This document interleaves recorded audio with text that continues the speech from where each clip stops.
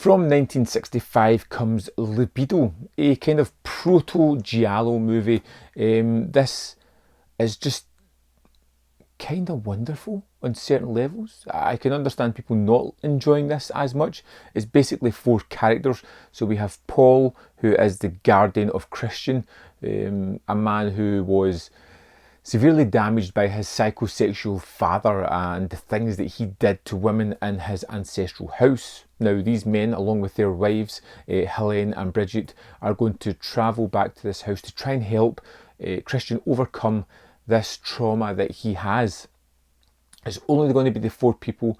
We're going to go into this house, which has some weird rooms, particularly the mirrored room where his father did some obscene things to the women that he brought there, and it's just going to play out wonderfully well. Now, for the most part, it's kind of like a drama. We're watching everything unfold. We're seeing the characters as they're trying to help. We see the slow fracture of Christian as he starts to break down, failing to understand exactly what's going on, believing that his crazed father has come back. But there's a lot of subtext going on here as well. A lot of ideas of control and power and domineering experience throughout some of the subtext in the film. I'd like to mess up the face of that queen. The air she puts on, she's so superior. When he was little, it was in this room that Christian saw his father with that woman. Huh? A maniac in sex affairs? There is some B story as well, because Christian is about to turn 25 in a few months. He's going to inherit this house and a lot of money that comes with it. Millions, in fact. And that leads into a lot of paranoia within the film, because Paul, as his guardian, is going to lose control of this money once he turns 25. Christian starts to feel that maybe Paul's after it. If something happens to Paul, then Bridget will get the money. If something happens to Christian, then Helene will get the money. So you have this idea that is things happening within the house? Is somebody making a power play to get the money? Is Christian just fracturing and really becoming like his father?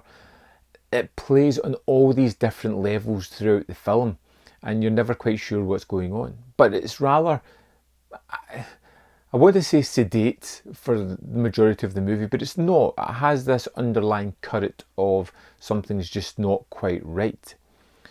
What this movie has in abundance is atmosphere. It has that kind of slow build dread that you get in these kind of movies, where you realise that you're watching something that isn't super fast paced, that's kind of languid and taking its time, but there is this strong undercurrent or that something is going to happen. And when the dam breaks in the last 15 minutes, wow, this thing goes all out and becomes something more fantastic than I could have expected. I loved where it went in that last 15 minutes and how everything just blew up and a wonderfully twisted reveals upon reveals that were just amazing. Christian! Don't be such a fool, Christian. Don't order me, Pomeroy. Which I will not talk about because I just feel it's such a wonderful surprise. It just elevates the movie exponentially, and when I go in to watch it a second time, I will probably see a lot more going on because I have a greater understanding of how the movie ends. I may see the build up even more in this one.